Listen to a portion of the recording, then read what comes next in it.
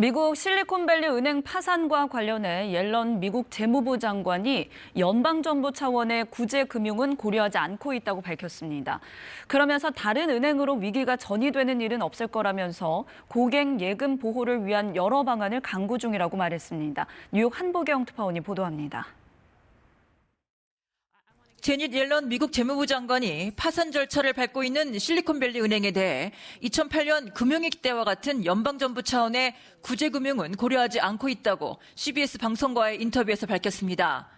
구제금융은 연방정부가 금융회사를 살리기 위해 대규모 유동성을 투입하는 거라 물가를 잡기 위해 연방준비제도가 강력한 돈줄 제기를 하고 있는 상황에서 사실 쉬운 일은 아니라는 분석도 나오고 있습니다.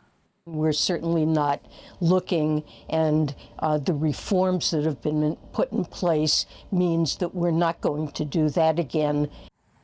옐런 장관은 그러면서 보험 한도를 초과해 예금을 보유한 고객들에 대한 우려가 크다며 이들을 보호하기 위한 적절한 방안을 금융당국과 논의하고 있다고 했습니다. 연방금융당국은 이미 실리콘밸리 은행이 보유하고 있는 채권 등에 대해 매각 절차에 들어갔는데 은행을 통째로 사들일 인수자도 적극적으로 찾고 있는 상황입니다. 이게 다 여의치 않을 경우엔 예금자 보호를 위한 한시적 법적 장치를 마련하는 방안도 논의되고 있다고 미국 언론이 보도하고 있습니다. Don't create contagion to others that are sound, and a goal always of supervision and regulation. I'm sure they're considering a wide range of available options that would include acquisitions. 옐런 장관은 이와 함께 이번 사태가 기술 기업의 문제가 아니라 고금리 환경에서 빚어진 일이란 언급을 내놓기도 했는데 때문에 일각에선 연준이 다음 주 통화정책회의에서 금리 인상폭을 0.5%포인트로 다시 확대하지 못할 거란 관측도 제기하고 있습니다. 하지만 대량 실업과 경기 침체를 감수하고서라도 물가를 끌어내리겠다는 연준의 결정에 미국 16위 규모 은행 파산이 얼마나 영향을 미칠지는 예측하기 쉽지 않은 상황입니다. 뉴욕에서 KBS 뉴스 한보경입니다. 미국 실리콘밸리 은행이 파산 절차에 들어가 우리 금융시장에서 변동성이 커질 수도 있다는 우려가 나왔습니다. 추경호 경제부 총리는 오늘 금융위와 금감원, 한국은행 등과 간담회를 열고 실리콘밸리 은행 사태에 따른 국내 영향을 점검했습니다. 정부는 실리콘밸리 은행 유동성 위기가 은행 폐쇄로 확산돼 금융시장 변동성과 불확실성이 확대될 가능성을 배제할 수 없을 것으로 내다봤습니다.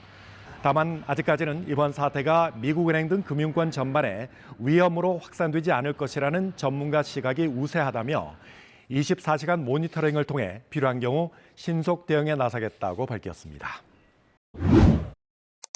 네, 보신 대로 미국에서도 이번 은행 파산이 불러올 파장을 제한적으로 보고 있는 만큼 우리 금융시장도 과도하게 받아들일 필요는 없다는 게 대체적인 시각입니다. 다만 한국 경제의 특수성 때문에 주의가 필요한 부분이 있습니다. 이어서 서영민 기자가 짚어봤습니다. 미국처럼 우리나라도 실리콘밸리 은행과 유사한 일이 벌어질 가능성은 적다는 것이 대체적인 시각입니다.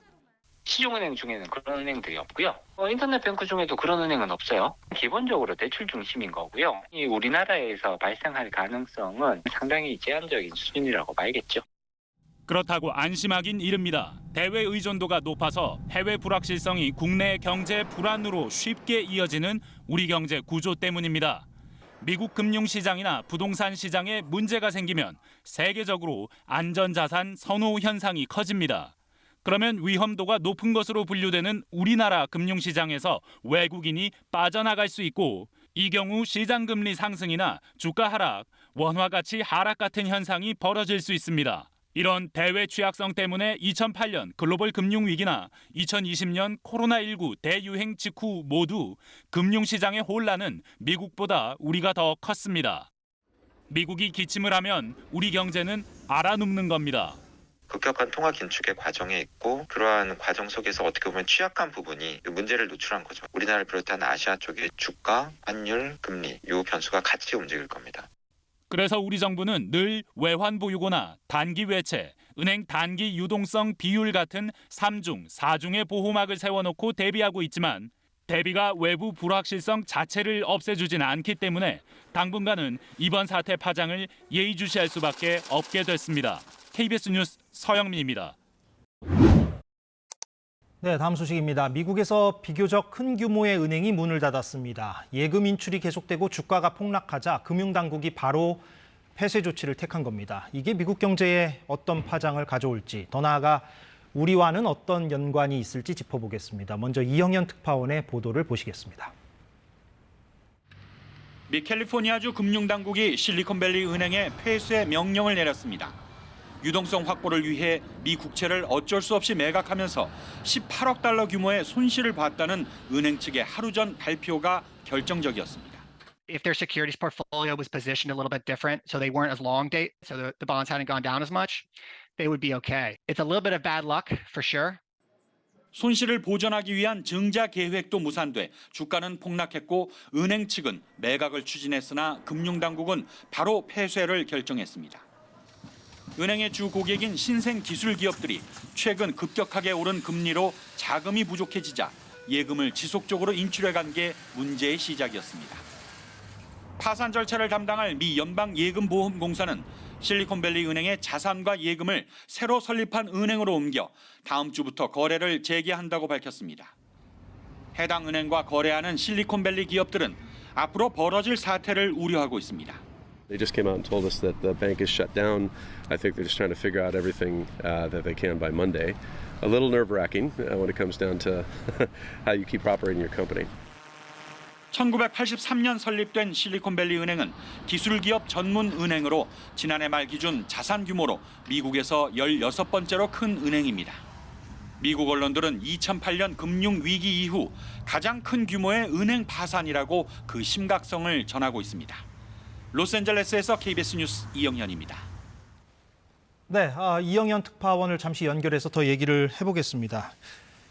자, 이영현 특파원, 그러면은 이번 은행 파산이 미국 기업들한테는 어떤 피해를 주고 있는가? 이 부분 어떻게 정리를 할 수 있겠습니까? 네, 미국의 기술과 건강관리 벤처기업 중 44%가 이 실리콘밸리 은행의 고객인 것으로 알려져 있습니다. 미국의 예금자 보호 한도인 25만 달러, 우리 돈 3억 3천만 원 이하는 다음 주 월요일부터 찾아갈 수 있지만 그 이상 자금은 현재로선 보호가 불투명합니다. 월스트리트 저널은 지난해 말 실리콘밸리 은행의 보호 한도를 초과하는 예금 규모가 1,500억 달러, 우리 돈 200조 원이 넘는다고 추정했습니다. 이는 실리콘밸리 은행 총 예금의 86%에 해당하는 규모입니다.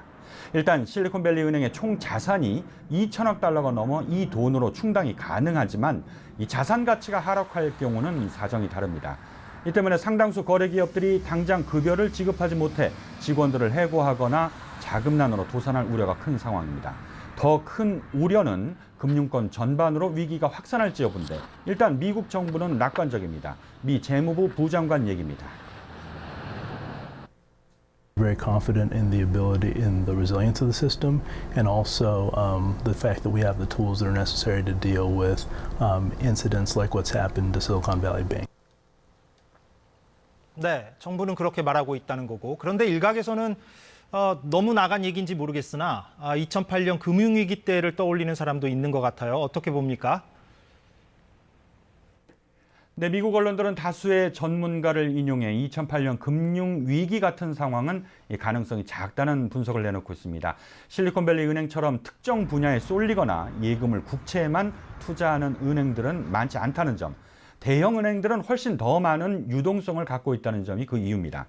하지만 파산으로 인한 기업들 충격이 예상보다 크고 금리 인상이 예고된 상황에서 향후 주택담보대출 시장의 변화로 2008년 금융위기와 비슷한 상황이 전개될 수도 있다는 비관론이 경계심을 키우고 있다고 언론들은 전하고 있습니다. 지금까지 로스앤젤레스에서 전해드렸습니다. 미국 금융당국이 예금 대량 인출, 이른바 뱅크런 사태를 겪고 있는 캘리포니아주 소재 실리콘밸리 은행에 대해서 영업정지 조치를 내렸습니다. 사실상 은행 문을 닫게 된 것인데 미국에서는 2008년 금융위기 이후 가장 큰 규모의 은행 폐쇄라고 미국 언론들이 전하고 있습니다. 뉴욕에서 한보경 특파원이 보도합니다. 미국 캘리포니아 주정부가 최근 예금 인출 사태가 빚어지면서 주가가 80% 이상 폭락한 실리콘밸리 은행에 대해 영업 정지 조치를 내렸습니다. 캘리포니아 주정부는 실리콘밸리 은행의 모든 자산과 예금을 연방예금보험공사가 새로 설립한 은행으로 옮겼고 다음 주부터는 이 은행을 통해 거래가 재개됩니다. 기존 예금자들이 보장 한도 내에서 돈을 찾도록 하는 예금자 보호 조치에 들어가는 겁니다. 실리콘밸리 은행은 사실상 파산인데 2008년 금융위기 이후 미국에서는 가장 큰 규모의 은행 폐쇄라고 미국 언론들은 전하고 있습니다. 실리콘밸리 은행은 자산 규모로 볼 때 지난해 말 기준 미국에서 16번째로 큰 은행입니다.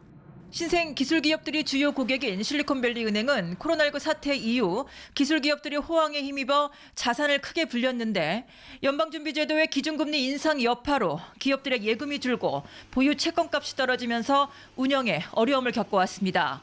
때문에 일각에선 당장 자금 운영에 어려움을 겪는 기술 기업들이 늘 수 있다는 우려도 나오고 있습니다. I think we got a little bit complacent. Over the last, decade plus, interest rates were super low. Most things were working. You didn't really have to think about what would happen if interest rates went up really quickly. If interest rates continue to go up, these losses will actually get larger and larger. 실리콘밸리 은행 폐쇄 여파가 미국 은행업계 전반에 확산돼 있지는 않을까 하는 우려로 투자 심리가 크게 위축되면서 뉴욕 증시 주요 지수는 모두 하락 마감했습니다. 뉴욕에서 KBS 뉴스 한보경입니다.